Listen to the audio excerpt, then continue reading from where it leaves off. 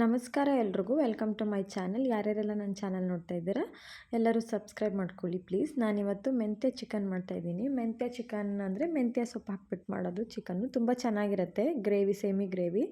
ಇದು ಗೀ ರೈಸ್ಗೆ, ಬಿರಿಯಾನಿಗೆ ಮತ್ತು ಚಪಾತಿಗೆ ಎಲ್ಲದಕ್ಕೂ ಕೂಡ ಚೆನ್ನಾಗಿ ಸೂಟ್ ಆಗುತ್ತೆ. ತುಂಬ ಏನು ಇಂಗ್ರೀಡಿಯೆಂಟ್ಸ್ ಇಲ್ಲ, ಕಡಿಮೆ ಇಂಗ್ರೀಡಿಯೆಂಟ್ಸಲ್ಲಿ ಬೇಗ ಬೇಗ ಮಾಡ್ಕೊಂಬಿಡ್ಬೋದು. ನಾನು ಇದಕ್ಕಿಲ್ಲಿ ಅರ್ಧ kg ಚಿಕನ್ ತೊಗೊಂಡಿದ್ದೀನಿ. 2 ಈರುಳ್ಳಿನ ಚಿಕ್ಕ ಚಿಕ್ಕದಾಗಿ ಕಟ್ ಮಾಡಿ ಇಟ್ಕೊಂಡಿದ್ದೀನಿ. 1 ಟೇಬಲ್ ಸ್ಪೂನ್ ಶುಂಠಿ ಬೆಳ್ಳುಳ್ಳಿ ಪೇಸ್ಟು, ಮೆಂತ್ಯ ಸೊಪ್ಪು, 2 ಟೊಮೊಟೊದು ಪ್ಯೂರಿ, ಕೊತ್ತಂಬರಿ ಸೊಪ್ಪು ತೊಗೊಂಡಿದ್ದೀನಿ.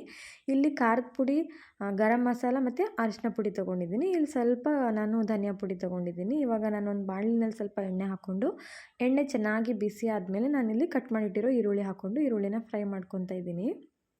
ತುಂಬ ಈಸಿ ಚಿಕನ್ ರೆಸಿಪಿ, ತುಂಬ ಚೆನ್ನಾಗೂ ಟೇಸ್ಟಿಯಾಗೂ ಕೂಡ ಇರುತ್ತೆ. ತುಂಬ ಇಂಗ್ರೀಡಿಯೆಂಟ್ಸ್ ಇಲ್ಲ, ಹಾಗಾಗಿ ಬೇಗ ಮಾಡ್ಕೊಂಬಿಡ್ಬೋದು. ಇವಾಗ ಸ್ವಲ್ಪ ಉಪ್ಪು ಹಾಕ್ಕೊಂಡು ಇನ್ನೊಂದು ಸ್ವಲ್ಪ ಚೆನ್ನಾಗಿ ಈರುಳ್ಳಿ ಸ್ವಲ್ಪ ಮೆತ್ತಗಾದ್ಮೇಲೆ, ಫ್ರೈ ಆದಮೇಲೆ ನಾನು ಸೊಪ್ಪನ್ನು ಹಾಕ್ಕೊತೀನಿ. ತೊಳೆದಿಟ್ಕೊಂಡಿರೋ ಅಂಥ ಮೆಂತ್ಯ ಸೊಪ್ಪನ್ನು ಈಗ ನಾನು ಹಾಕ್ತಾಯಿದ್ದೀನಿ. ಹಾಕ್ಬಿಟ್ಟು ಇದನ್ನು ಸ್ವಲ್ಪ ಎಣ್ಣೆಯಲ್ಲಿ ಫ್ರೈ ಮಾಡ್ಕೋಬೇಕು. ಅದು ಎಣ್ಣೆಲಿ ಹಾಕಿದ್ರೆ ತುಂಬ ಚೆನ್ನಾಗಿ ಫ್ಲೇವರ್ ಬಿಡುತ್ತೆ. ಮೆಂತ್ಯ ಸೊಪ್ಪಿಂದೇ ಒಂಥರ ಫ್ಲೇವರ್ ಚೆನ್ನಾಗಿರುತ್ತೆ.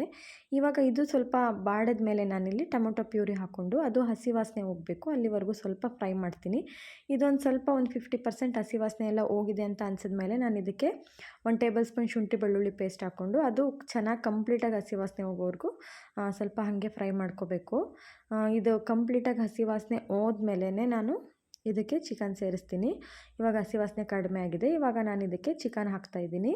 ಚಿಕನ್ ಹಾಕಿ ಚೆನ್ನಾಗಿ ಮಿಕ್ಸ್ ಮಾಡ್ಕೋಬೇಕು. ಅದಕ್ಕೂ ಮುಂಚೆ ನಾನು ಅರಿಶಿನ ತಗೊಂಡಿದ್ನಲ್ಲ ಅದನ್ನು ಹಾಕ್ಕೊತಾ ಇದ್ದೀನಿ. ಅರಿಶಿನ ಹಾಕ್ಕೊಂಬಿಟ್ಟು ಚಿಕನ್ನ ಚೆನ್ನಾಗಿ ಮಸಾಲೆ ಜೊತೆ ಮಿಕ್ಸ್ ಮಾಡ್ಕೋಬೇಕು.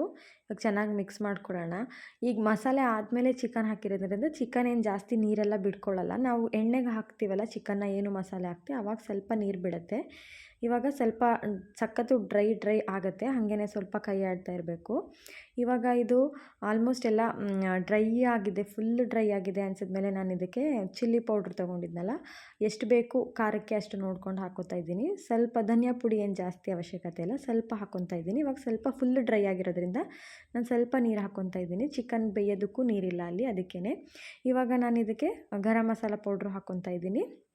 ಹಾಕ್ಕೊಂಡು ಸ್ವಲ್ಪ ರುಚಿ ನೋಡಿಕೊಂಡು ಉಪ್ಪು ಹಾಕ್ಕೊಂಡು ಚೆನ್ನಾಗಿ ಕುದೀತಾ ಇದೆ. ಇವಾಗ ನಾನು ಕೊತ್ತಂಬರಿ ಸೊಪ್ಪು ಹಾಕ್ಕೊಂಡು ಮಿಕ್ಸ್ ಮಾಡ್ಕೊತಾ ಇದ್ದೀನಿ. ಈಗ ಆಲ್ಮೋಸ್ಟ್ ಚಿಕನ್ ಎಲ್ಲ ಬೆಂದಿದೆ, ರೆಡಿಯಾಗಿದೆ. ಇವಾಗ ನಾನು ಇದಕ್ಕೆ ಫೈನಲಾಗಿ ಕಸೂರಿ ಮೇಥಿ ಹಾಕ್ಕೋಬೇಕು. ಕಸೂರಿ ಮೇಥಿನ ಹಾಕ್ಕೊತಾ ಇದ್ದೀನಿ. ಇವಾಗ ರೆಡಿ ಆಯಿತು ಕಂಪ್ಲೀಟಾಗಿ.